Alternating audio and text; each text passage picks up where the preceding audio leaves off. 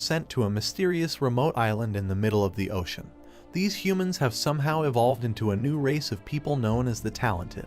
To the rest of the world, they are considered as their only hope in surviving the war between humanity and the alien monsters who have come to Earth to destroy all of mankind. These monsters are now commonly known as the enemies of humanity. The story begins in an unknown year, somewhere in the early 2000s. Our main protagonist is a boy named Nano Nakajima, who lives here on this island among the other talented human race. However, he was apparently born without any talents, and thus leading him to be an embarrassment to the rest of his family, who are quite the opposite. His father had ordered him to leave at once and was sent to this academy to eventually find out his talent, and so he is also far away from his family. This island seems to be some kind of training camp or school for all the talented people and is completely isolated from the rest of the world. The island doesn't receive any communication from the outside world, unless someone calls the teacher from the headquarters, which are the owners of the island and the task force to destroy enemies of humanity. Nakajima is an outcast and a subject of bullying in the class due to his lack of powers,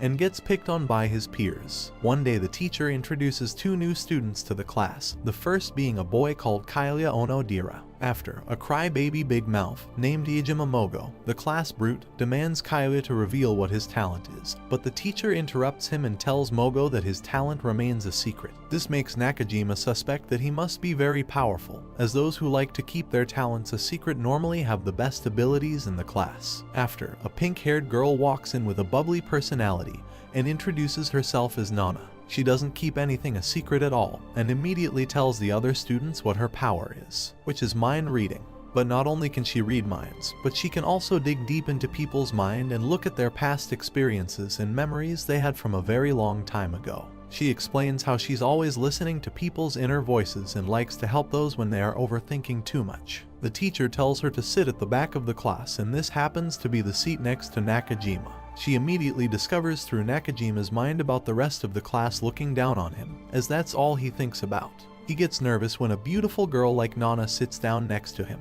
and can't imagine how a girl that looks like her would want to even help him in any way. Due to her reading his personality traits, she already wants to become friends with him. She starts to find out more about him using her powers, and discovers more about Nakajima's past life memories, before coming to the island, and comes to realize that his dad was a very proud millionaire, who was disappointed in his son for not being useful in the family. Nana knows that Nakajima wants to do everything possible to win back his father's approval. As a way of keeping his father's respect, his father gave him the responsibility of looking after the family watch, and Nakajima promises to keep it safe. Nana also knows that Nakajima needs to get a chance to be the leader of the class, something his father will be proud about, but she knows he will never vote himself in. So Nana quickly volunteers for him to be the new class rep and points out all his best qualities. However, the two most popular students, Mogo and Seiya, also voted themselves in. An argument occurs on who will be the next class rep.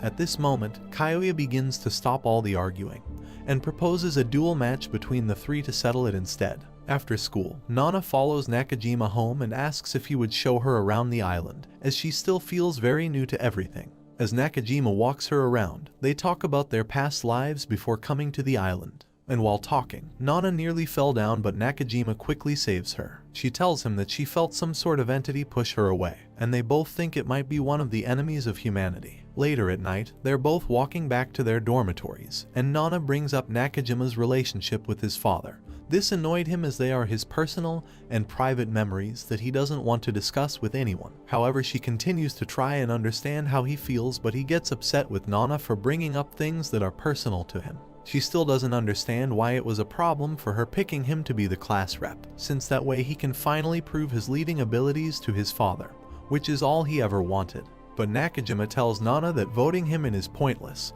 since it's impossible for him to win as he doesn't possess any talent. The next day at school, Mogo the Fire Brute and Seiya the Ice Wizard are ready to fight for the position to be the new class rep.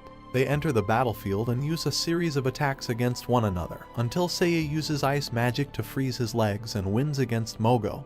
This humiliates the brute, making him extremely angry. So Mogo uses all his power to form a huge fireball and throws it at Seiya, but it nearly hits the entire class, until Nakajima jumps in the way and stops the huge fire blast, thus revealing his hidden talent. It turns out that Nakajima's power is to nullify other people's talents, so he can stop another person's abilities. For some reason, he kept this a secret as he thinks it's useless compared to other people's powers. However, everyone is shocked by this and thanks Nakajima, and because of what he did, he became the new class representative. Nakajima decides that he should thank Nana for being his only friend in the class and the only person who stood up for him, so they both meet on a mountainside. They begin to talk about the enemies of humanity and the possibility that there was an infiltrator in the school, since these monsters could take any kind of form, even human forms, so even a student could very well be one of these monsters. It is at this moment that Nana's cute persona changes to a dark one, and she eats him off the cliff. Bewildered, Nakajima is holding onto a thin rope for dear life and asks her what is going on. This is when Nana reveals how she's actually a talentless student and isn't part of their talented race. She's actually just a normal human being, and it turns out that the enemies of humanity that the talented students are training to fight against don't actually exist, and there are no giant monsters which they read about in their textbooks. But in reality, the real enemies of humanity are in fact the talented beings. She explains to Nakajima that around 5 years ago, the normal humans got sick of these talented individuals which were rapidly increasing around the world. These new form of humans who could possess special powers stopped using them to fight crime and help humanity, but instead they were using these powers for their own benefits and financial gain, destroying the world we know, breaking all laws, and this eventually started a war between the talented humans and the normal humans. Humanity actually won the war, and after winning the war, the youngest talented beings who survived are now isolated on these remote islands, away from the real world. And from a young age they are all taught that they are being trained here to be Earth's superheroes, and must learn how to defeat the enemies of humanity. But that's something that the humans just made up, because in reality, they only put the talented people on these islands so that humans can remain in control of the world that we know. So they set up this secret operation, which is to eliminate the talented beings before they can master their supernatural abilities. For this they need to send a regular human onto the island to figure out their abilities and then assassinate them, kind of like Amugus. The infiltrator they sent this time is Nana, and even though she's just an ordinary human with no powers, she actually has superior intelligence and is a great judge of character. So together with her incredibly good deductive abilities and high IQ, she can easily make the other students believe that she has the talent to read other people's minds, and that way she could blend in with the talented beings. Her mission given by the human headquarters is to find out these talented people's powers and eliminate as many of them as possible. Her first target was Nakajima, but he's now been eliminated, so now she must go on and get the others. The next day the class heads down to the lake, and here Nana gets to witness the true strength of Seiya's freezing abilities when he freezes the entire lake within seconds. Nana notices how thick the ice was and can conclude that it will take at least 5 days for it all to completely melt. Later on in class, Nana sits with Seiya and gets some more information about his talent, but meanwhile Mogo is bullying another student. Mogo goes in to punch the victim, but unexpectedly gets knocked down. This happens to be Shibusawa's doing, another talented student who can manipulate time. Seiya talks to Nana about Shibusawa's abilities and how he might just be the most powerful one in the entire class, as Shibusawa can actually stop and go back and forth through time and change the future of certain scenarios. Upon hearing this, Nana marks him as her next target as he seems too OP and can ruin her ultimate goal of eliminating every talented person on the island. So with that being said, Nana meets up with Shibusawa for lunch and puts on a cute little act that she has a crush on him, only to acquire more information about his powers. She wants to know of all of his limitations and weaknesses. She manages to discover that he can only go back in time for a maximum of 24 hours. He could also go back for more time as he travels in the past, but doing this will make him incredibly tired. Nana devises a plan on how to kill Shibusawa, but at this moment, the mysterious white-haired student, a new boy who also joined on the same day as Nana, named Kyoya, and whose talent still remains a secret, joins in on their conversation and seemingly interrogates Nana about Nakajima. Kyoya seems interested and concerned about his sudden disappearance. However, Nana pushes the narrative away from herself by calling Kyoya an enemy of humanity for being the one who's not revealing his powers, and Shibusawa ignorantly takes Nana's side as he seems to like her. So Kyoya just walks away to avoid even more suspicion. After the interaction with Kyoya, Shibusawa now seems worried about the Nakajima situation and wants to discover more about Nakajima's sudden disappearance as well, and he tells Nana that he will help to try and find her friend.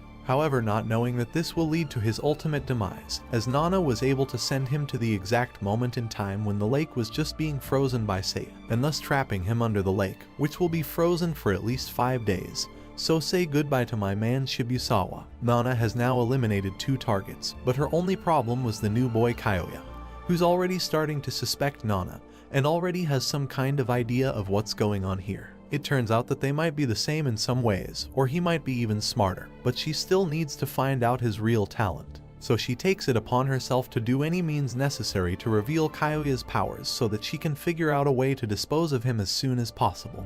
She needs to know more about him, so she begins to follow him around school. By doing this, she discovers he had been feeding a kitten in the janitor's shed, and he always buys a box of milk, which he heats up and feeds it to the stray cat every day at lunch. Later on, Nana approaches him again under the context of wanting to be his friend, and so he invites her into his room, which seems to look more like a library instead of a normal boy's bedroom. However, he does leave Nana a lot of different clues, which she can use to start understanding his secret power. After looking around his room, she deducts that one of Kyoya's weaknesses was that he has no sense of smell, as he seems to keep labels on all his food and groceries, and these labels also have the expiry dates on them, so she can also predict that Kyoya can't see color, and his vision is permanently in black and white. After some brief deduction, the 2 of them start playing video games together, and he reveals that he has a younger sister, who was also a talented one and was sent to this island. However, he never heard from her ever again, so his goal on the island, other than studying the enemies of humanity, is to also find out what happened to his younger sister, and he thinks that whatever happened to Nakajima will lead him to finding out the answers. Kyoya asks Nana to accompany him over to Nakajima's crime scene,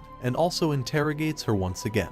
She doesn't understand why he's being so hostile, and she wants him to reveal more about himself since he's so mysterious, and she makes up an excuse that he's scaring her. So this time Nana asks him what his real talent is, but Kyoya gets the upper hand and begins to doubt if she is really talented and can read people's minds, since Kyoya's talent is all he's ever thinking about. But somehow she still doesn't know what it is. But since Kyoya doesn't have enough evidence that she isn't talented, or any proof that she was involved in Nakajima's disappearance that night, he can't incriminate her yet, so he just lets it all go for now, and then asks Nana if they should become friends, and she agrees. The next day, Nana prepares a trap on Kyoya, after knowing his daily routines of feeding the cat during his lunch break, and she turns on the gas inside the shed. She does it in such a way that when he turns on the stove, the whole shed would explode, which would be a great way to reveal his talent. When Kyoya enters the shed, he can't smell anything, and he turns on the stove so the whole shed explodes, and Kyoya is seen completely burned alive and on the floor. Pretending to be innocent, Nana approaches the burnt corpse of Kyoya and yells out to him, saying she will send for help.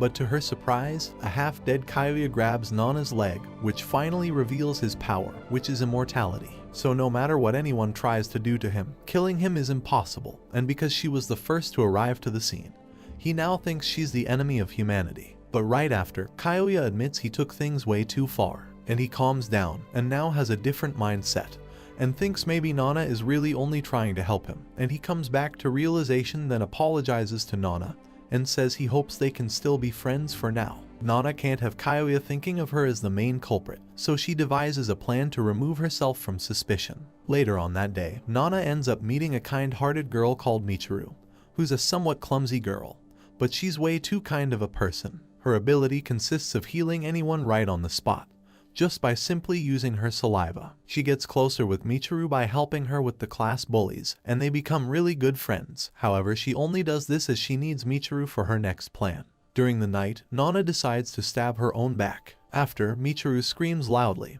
and Kyoya meets them at the scene of the crime. Nana, who had been stabbed, done this knowing that Michiru would save her. When asked who done this to her, Nana tells them it was an enemy of humanity's doing, and that the enemies of humanity can also turn invisible. But after hearing her story, Kyoya still doesn't believe her, and already suspects that she may have stabbed herself. But once again, he tells himself that he's only guessing with his detective skills, and has no real hard evidence that Nana actually done this to herself. The next day during class, they conclude Nakajima was killed by an enemy of humanity, and therefore they need to select a new class rep. Nana gains the confidence of the class for being brave enough to face an enemy of humanity, and surviving one, so they decide to make her the new class leader. Her first command as the class leader was to order a specific student to find out more about the other students and start writing down everyone's abilities. Her brilliant excuse for this was that they need to prepare everyone for the upcoming attack, and makes up a reason that the monsters are already on the island. However, this backfires when after school she runs into a boy called Tsunakichi,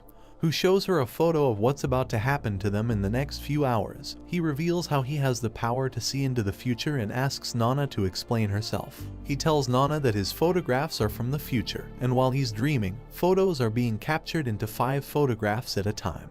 And they will tell him the future, which is something that is 100% going to happen without a doubt, as his power never fails to tell the future. Tsunakichi has been taking photos ever since she arrived, and reveals how he knows about her killing Nakajima.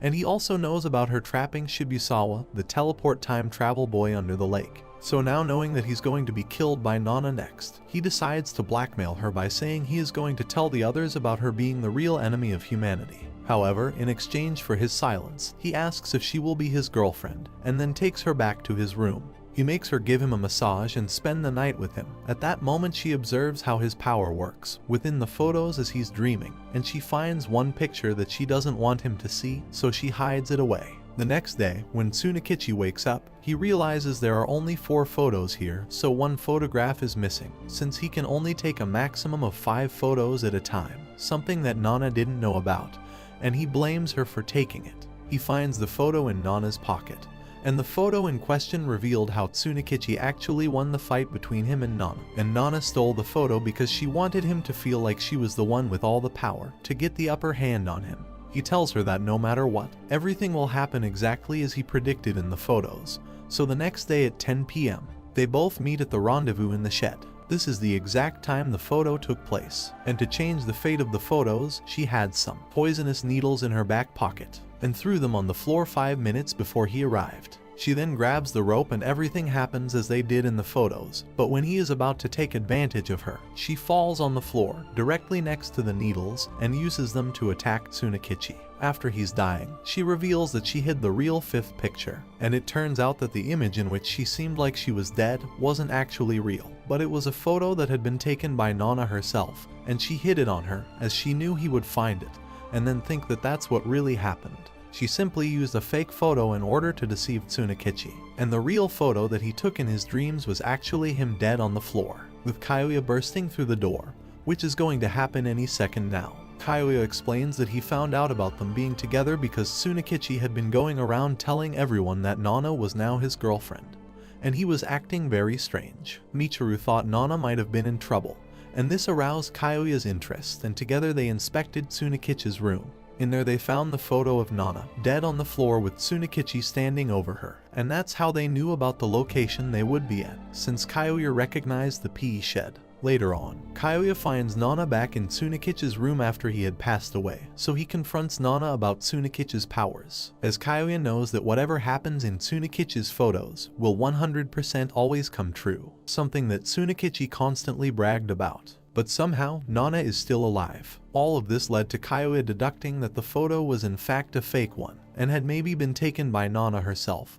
to manipulate Tsunakichi and make him lower his guard at a specific time, so Nana could win in the fight against him. But once again, Kyoya was only speculating all this inside his head, and still has no real evidence of this being true, and still has nothing to prove his theories right now, so once again he just lets her go. However, Kyoya does suspect Nana is playing everyone, and now needs to find proof that Nana is up to something, so he can tell the rest of the class. Everyone had left the PE shed, except for Michiru, who was still trying to bring Tsunakichi back to life with her healing powers. While doing so, she felt something under his jacket and takes it out just as the ominous-looking Nana enters the room. Michiru glimpses at the photograph of Tsunakichi's future vision of Nana pushing Nakajima off the cliff. However, the kind-hearted Michiru has too much admiration for Nana, and she believes it when Nana tells her that Tsukunishi cannot always predict the correct future, and that it might have only been one of his dreams and the photograph is incorrect. The day of Tsukunishi's funeral is here and tensions are rising as it has been told that the enemies of humanity are closing in on them. Kyoya demands that before they dispose of the body, He wants to do an autopsy, while Nana does everything she can to prevent it. Just as Kyoya is about to open the casket, it starts to open up from inside by Tsukanishi's corpse. This is when a quiet and usually absent boy in class steps in front and introduces himself as a necromancer. He tells the class his talent is to bring the dead back to life and even gain information of their death, and even use the corpse's powers if he wishes to do so. In a desperate attempt to stop all this, Nana announces that she can hear Tsukanishi's thoughts while he's a zombie, and he's in so much agony and wishes to rest in peace. It is then settled that they perform the more respectable approach of doing the autopsy. That same night, Nana trails Shinji, marking him as her next target since his talents in reanimating the dead is a big problem for her mission, as it could incriminate her if the people Shinji brings back are investigated by the necromancer. She discovers that Shinji has a relationship with Yuka, a girl in the class with superhuman strengths. She befriends both of them and comes to realize a bigger revelation: that Yuka is the actual necromancer, and Shinji is actually just a dead corpse and is only being reanimated by Yuka. Nana figures out Yuka's weaknesses and planned out how to eliminate her, and eventually gets her in a fragile position and takes her poison needles and finishes her off. Nana sneaks up behind a girl called Habu in the forest and asks her where her friend Kaori is. So Habu tells Nana that she got into a fight with Kaori, and that she's back at the dormitory. Knowing that Kaori is not around, Nana uses this opportunity to prick Habu with a poison needle and takes her phone away, demanding Habu to give her the passcode to the phone, and if she gives her the code she will in exchange give her the antidote. Habu then quickly tells her the password, but Nana just leaves her alone in the forest to die. After this, Nana finds her friend Kaori's room and uses another poisonous needle to poison Kaori's contact lenses. Later that day, Nana takes Kyoya, Michiru, Seiya, and Magu into the forest to explain how she found out that Yuka was the real necromancer who was raising people from the dead, and she was the one who was reanimating Shinji's body as she fell in love with Shinji and wanted to be with him forever. Nana tells them that in the end Yuka regretted doing this and then killed herself. Kyoya's suspicion and Nana are now greater than ever as Nana struggles to cover up the kills. The other classmates, especially the loyal Michiru, still refuse to believe it. In the dormitories, the group hears a scream. Running to Kaori's room, they find her dead. As Kyoya investigates the scene, he finds that Kaori was poisoned through her contact lenses. Michiru mentions how Habu's talent was turning her saliva into poison, thus making Kyoya suspect Habu instead of Nana. After going through Kaori's phone, Michiru tells Kyoya that Kaori and Habu last spoke when they were in the forest with Nana. Convinced that Nana killed Kaori, Kyoya tells some of their classmates that Nana is the culprit. After explaining his evidence against Nana, Kyoya begins to search Nana for Habu's phone as his main piece of evidence. After searching Nana and not finding the phone to prove his claims, Kyoya apologizes to Nana. After Michiru yells at him for putting Nana through all these claims, and Nana tells the group that she can hear Habu's spirit voice, telling them not to suspect anyone ever again from the same classroom. Later that night, Michiru sees Nana guarding the dormitories at night on lookout duty. In her sweet manner, she offers to be on the lookout so Nana could rest, but she suddenly flipped a switch. An ominous look casts onto her face and she holds a blade to Nana, asking her what her real talent is, and apparently Michiru suspects she's on the island for other reasons. This takes Nana off guard, but she quickly gets in and disarms her, wounding her hand.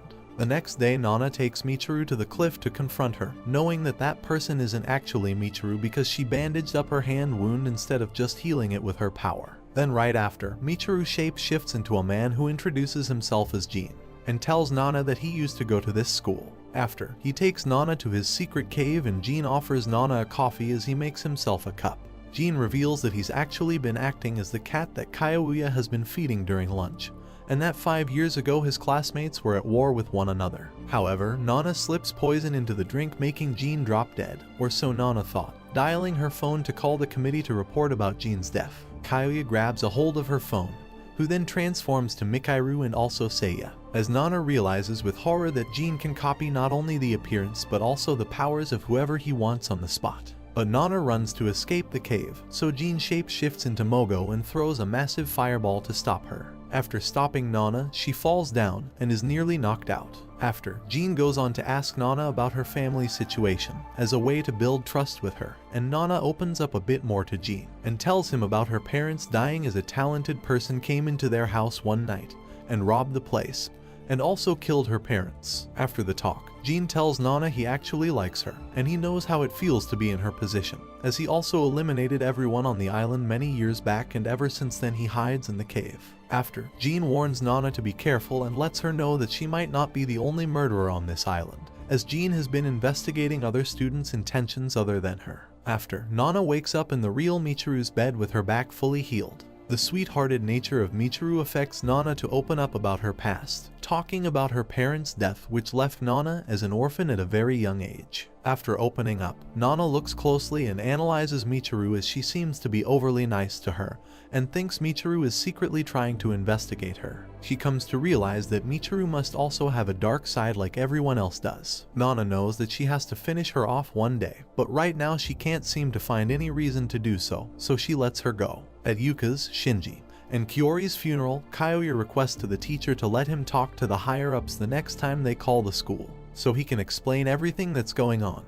All while Nana sees Michiru falling down due to the overuse of her powers. Later on, in Nana's room, Gene appears once again, and tells Nana that he will give her phone back only in exchange for her opening up to him again. But suddenly Michiru enters the room, making Gene transform back into the cat version of himself. Michiru once more answers as to why Nana thinks she's a bad person, and this is when Nana opens up about what type of child she was, and Nana explains to Michiru how she snuck out of the window one night and forgot to lock it, causing a robber to break into their home, and that resulted in her parents' death. In the morning, Kyoya shows the girls a new dead body. This is what Gene warned Nana about, as this time this death was not on Nana's hands, and Nana realizes that there is another murderer other than her. After, they identify the dead body as a boy named Ryuji. Kyoya starts investigating, and begins to ask Mogo what he was doing the night before this, as Mogo's room is directly next to the victim. Mogo tells Kyoya that he was giving all his friends a much-needed pep talk. After, Kyoya asks Mogo's friends what all their talents are, and they start to reveal them to him. One has astral travel, another has voice mimicking, and the last is some kind of human magnet power. Lastly, Kyoya then asks for Ryuji's girlfriend, named Fuka, what her talent is as well. However, she warns them about her overpowered talent, and said that it's best to take everyone outside first so she can demonstrate her ability. When outside, she explains how she can harness the elements of the earth and control them, such as the wind, which she uses to attack Kyoya. Finishing up outside, their teacher runs to Kyoya telling him the higher-ups are on the phone. Back in the room, Nana and Michiru are still investigating the crime scene when Nana notices Michiru looking worried. Later on, Michiru asks Nana to live with her and her parents after they graduate from the island. This causes Nana to get emotional, and she leaves the room. After receiving back her washed and cleaned uniform from Michiru, Nana realizes that the poison bottle she left inside the pocket, which she intended to use against Gene, is missing from her pocket. Right after, Kyoya appears, and also their teacher, who informs Kyoya that someone from headquarters will be coming to the island. After being interrogated by Kyoya, Fuku pleads with Nana to help her avenge her boyfriend Ryuji's death. Later on, Nana reaches Michiru's room to find her poison bottle, until Gene appears with the poison and gives it to her. Gene tells Nana to check on Michiru, but as she opens the door she finds Michiru unconscious in the bath. After a debate on whether or not to save a talented person's life and go against her ultimate mission, Nana picks her up and finally rushes to their teacher to ask for the doctor. But he tells her to ask Kyoya for help instead, as all the teachers have left the island. Kyoya gives Nana some medicine and she rushes back to Michiru's side. Later that night, Fuka comes in and asks Nana if there are any developments in the case of her boyfriend Ryuji, but Nana tells her that Kyoya is taking care of it. Time passes, and this is when Michiru wakes up and tells Nana how she healed a mysterious cat that came to her before going into the shower. In the forest, Gene catches and talks to Ryuji's killer, telling him to stop harming the animals and pets on the island. Meanwhile, the mysterious second killer is shown to have a meeting at the same place where Nana's mentors are. Mr. Soroka says he will go to inspect the island. Back on the island, Nana plays a game with Michiru, and Nana takes this opportunity to find out Michiru's real intentions by asking her why she's so nice all the time, as she can't figure out why. Then Michiru explains to Nana that she used to be bullied because of her powers, and she actually hated being a talented person at any point in her life, until one day she healed a stray dog and a girl from her school approached her to thank her for the kind-hearted and selfless act. Starting from then, the girl, whose name was Hitomi, defended her from all the school bullies and encouraged Michiru to keep using her talents to help others in need. Michiru explains that Hitomi had cancer and had died, She said that Hitomi's friendship with her has left a long-lasting effect on her life, and that's why she's always open and kind and ready to help anyone with her powers, even though it will shorten her own lifespan. Then Nana leaves the room once again, and this upsets Michiru, as she just wants to be friends with Nana. But Nana is constantly showing different emotions. When she leaves, Nana gets torn up between what to prioritize, her friendship with her beloved friend Michiru, or her mission at hand, which is destroying all talented beings. Just then, Jean sneaks into Nana's room again to give her information of Michiru's whereabouts, adding that she might be in danger. Jean knows how much Nana cares for her, but Michiru is just about to be attacked by the second killer. Nana's immediate response was to go and rescue her. During the way there, Nana gets a call from Mr. Soroka, the man from the Talentless Human Council headquarters, and is also Nana's boss. He said that he called to remind her of the mission and expects her to carry it out, not leaving any talented ones alive. At this moment, Nana seems to have a change of heart and decides that Michiru is still an enemy of humanity, and that she's not worth risking the entire mission. The scared Michiru tries with vain attempts to escape the killer. Just when the stab that could have ended her life reached her, Nana appears and shields her from it, taking the stab in the back. Nana reveals that Ryuji's killer is Mogo's friend, who can do astral travel, named Rentaru, who is still in his astral form, finishes off the weak Nana with more stabs, apparently finding delight in the murder with no intention other than getting high on it. Within the dormitories, Kyoya finds Rentara's physical body, as he and Nana had planned how to catch him earlier, which breaks his astral travel. With the astral form of Rentaru gone, Michiru rushes over to Nana's body, who is bleeding and is barely alive. Without second guessing, she starts healing her injuries despite Nana's protests for her to stop. Nana, restored to perfect health and depart from her bloodied clothes and torn in places where she was stabbed, there are no traces of injury. She kneels in front of Michiru's body to try to listen for a heartbeat, but what she hears makes her break down in anguish. Thanks for watching. If you enjoyed this and want to see more, please make sure